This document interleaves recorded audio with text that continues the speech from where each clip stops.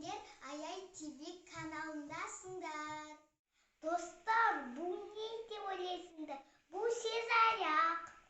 Біз сендерге бүгін Сегізаяқ туралы кішкене мәлімет айтып береміз. Білесіңдер ме, достар, Сегізаяқтың 3 жүрегі болады екен.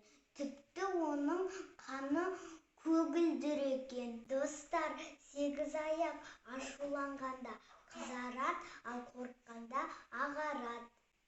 Ал Сегізаяқ жауыннан қорғану үшін көгілдір түсті сұйықтығын шашып, басқа жерге су етіп қашып кетеді.